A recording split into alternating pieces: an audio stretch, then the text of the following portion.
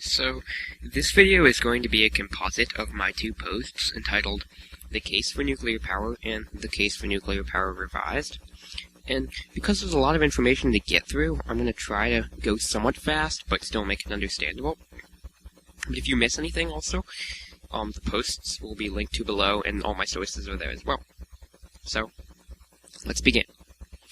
After the March 11th earthquake in Japan and the subsequent failure of the Fukushima nuclear power plant, many people have again raised concerns about the safety of atomic energy. During the course of this video, I will be explaining my view on nuclear power, as well as providing facts regarding its safety. The first and foremost thing that must be mentioned is that with all types of power there is some inherent risk. With coal, you have the risk of pollution, steam explosions, and actually trace amounts of radioactive elements and contamination. With natural gas, you have the risk of it exploding if it catches fire, or if it's under too much or too little pressure. During the production of solar panels, cadmium and selenium are used, which are toxic to humans. Nuclear power has extremely negative connotations after the 1986 Chernobyl nuclear power station meltdown, seeing as people take the worst-case scenario and apply it to all other instances of that form of energy. This is just not a fair assumption to make for a few reasons. First off, the Chernobyl reactor had no containment building, which is crucial. The reason this is so important is because the moderator that was used in the reactor was graphite, which is flammable when exposed to air. And since there was nothing to contain it if the reactor were to be breached, the graphite moderators would burst into flames, which is what they did. Secondly, a test was conducted at Chernobyl which literally caused it to blow up. They were testing a new backup system on a live reactor, which has the huge possibility for error as shown. I cannot say with certainty that we will never run tests on live reactors, but with advances in technology and monitoring systems, it's unlikely that anything of that magnitude could or would happen again. The next incident that's usually cited is the 3 Mile Island disaster of 1979. This incident to the onlooker may seem like a failure, but in reality it was not. First off, it caused no deaths, as well as changing our outlook on rapid emergency response and power regulations. Next off, the containment facility did its job and the melted reactor stayed inside the vessel.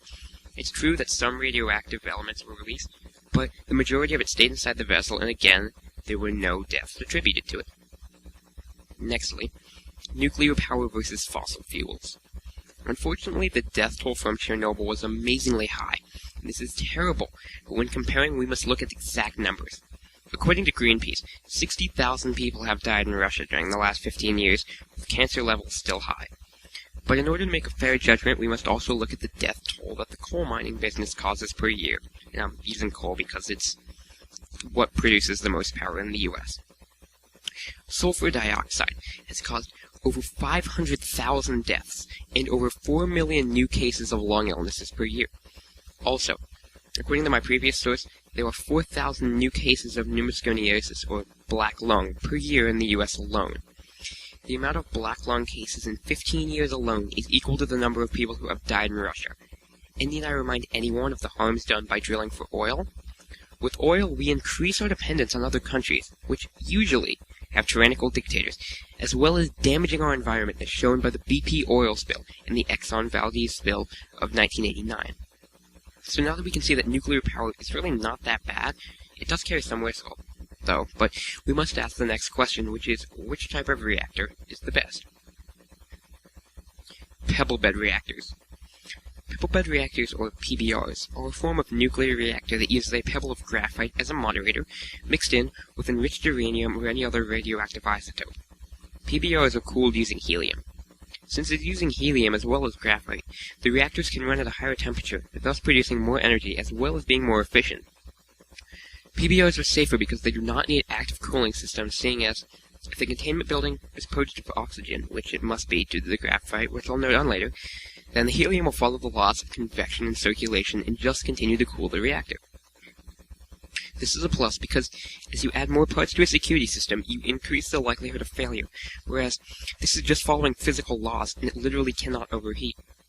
As mentioned above, the pebbles are graphite, and here you may be thinking, isn't graphite what was used in the Chernobyl reactor? The answer to this question is yes, but there were two key differences. First off, most, if not all, new reactors have a containment building to stop the spread of radioactive materials, whereas Chernobyl did not.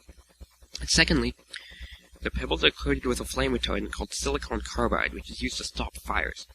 Steam explosions are also impossible, simply because water is not being used. This is a quote from one of my sources.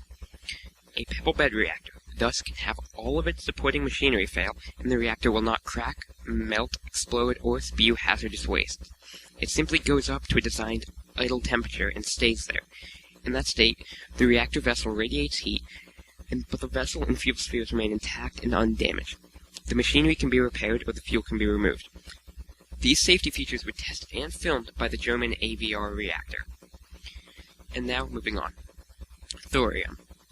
Before I state the benefits of thorium, I will give a brief overview of what it is. Thorium is a radioactive element that is 4 times more abundant than uranium. It also does not need enrichment, and it comes out of the ground in its usable form. Thorium has a slow decay rate with a half-life of 14 billion years.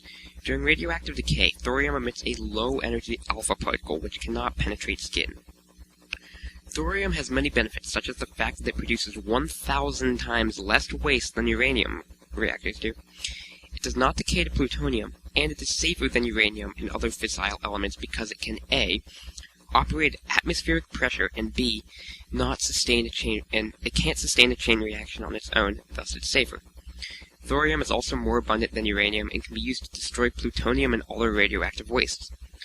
In light of these facts, it's easy to see that nuclear power is the way to go because of its inherent safety and the ability to produce clean energy for our growing demands.